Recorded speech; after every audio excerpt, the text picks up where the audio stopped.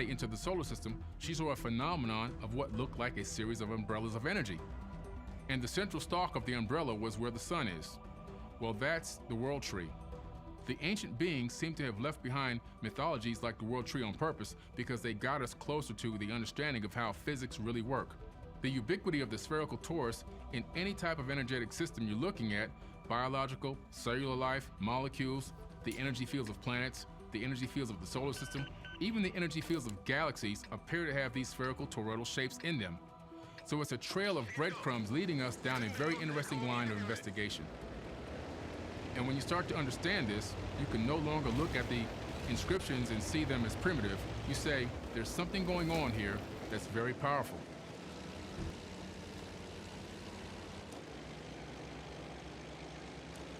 So I think that options is better than stocks for two reasons. The first is that options allow. If the ancient gods were afraid that humans would eat from the tree of life, and they were successful, could someone or something have picked up on this trail of breadcrumbs and have created their own version of our DNA?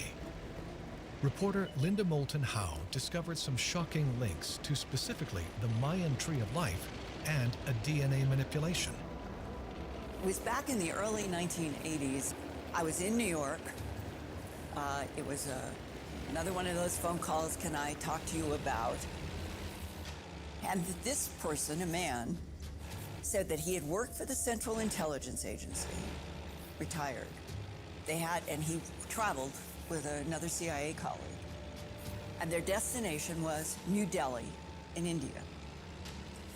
And they were given detailed instructions upon landing at the airport, maps, and he said it was really necessary that they went into this detail. He said, in that work, going to India, knowing that we are dealing with actual preserved material related to ET technology in a body, he said, we also were told that the last major manipulation of DNA in already evolving primates on this planet, exactly as I had seen in that presidential briefing paper at Kurland, was in Bhutan, in the Himalayas, 5,000 years, different ages. He said, I think the last was 2,500 years ago. And that was the creation of hybrids between Bhutanese and something else, and that we know, and he said, we have proof, that the hybrids in Bhutan were picked up by craft, UFOs, and flown to what we would today call the Yucatan Peninsula on the Gulf of Mexico. Then that was the Mayan civilization created in a hybridized program by even extraterrestrial biological entities, and they were put down in the Yucatan Peninsula to keep them away from every other hybridization program that they had on the Earth, which included putting hybrids in the tops of mountains, putting hybrids on islands, peninsulas, to keep their experiments on the Earth separate. The tree of life, at least this is my just basic understanding, that the tree of life in any culture's history has related to, we'll call it elites, who may have actually been handed information down from something, that we are a created species. But in religions, the creation of humans is allocated to a godhead. I view DNA as an analog coding molecule. And when we sequence the DNA, we're converting that analog code into digital code. The ones and zeros in the computer, very similar to the dots and dashes that Schrodinger indicated might be the original code. And I've called this process digitizing biology. If Craig Venter and his institute are correct, does this mean our code is part of a larger database or system?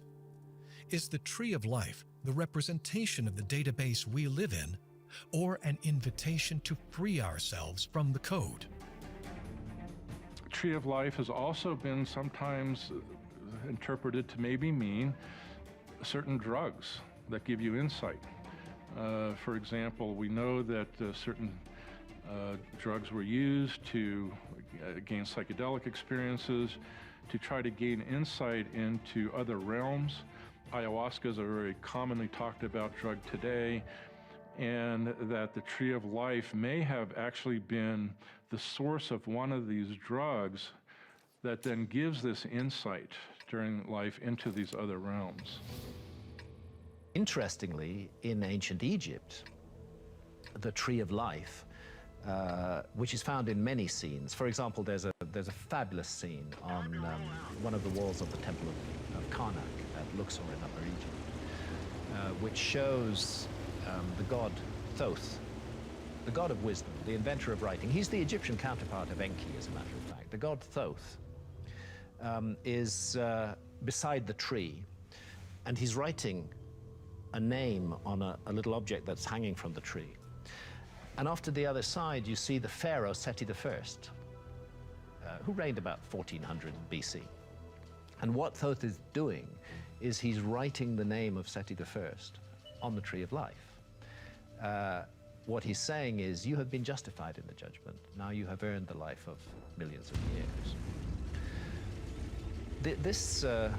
This becomes all the more interesting when we look botanically at the ancient Egyptian tree of life. It happens that a very good friend of mine, Dennis McKenna, who's the brother of the late great Terence McKenna. Dennis is an ethnopharmacologist. He knows his trees.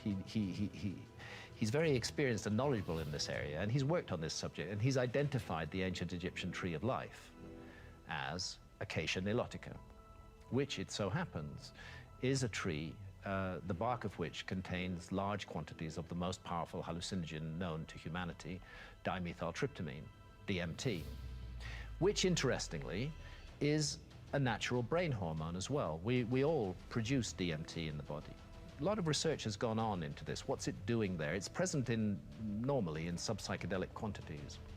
But why is it generated in the human body at all, and where is it generated? And there's more and more of a focus on the pineal gland, the third eye, as a place where DMT manifests.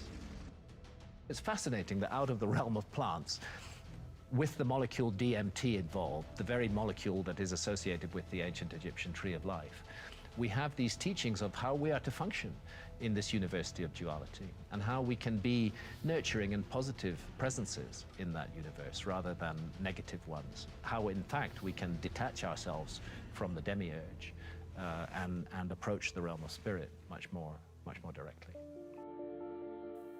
Could the tree of life hold a fruit of which we could see beyond our created world? Could these ancient representations give us the tools we need to break our third-dimensional prison? Some experts, like Jack Carey, believe the ancient humans tapped into a tool that defied the ancient gods. Imagine a species that has developed a language that is so potent that it literally uses the laws of harmonic resonance in order to create instantaneous change in your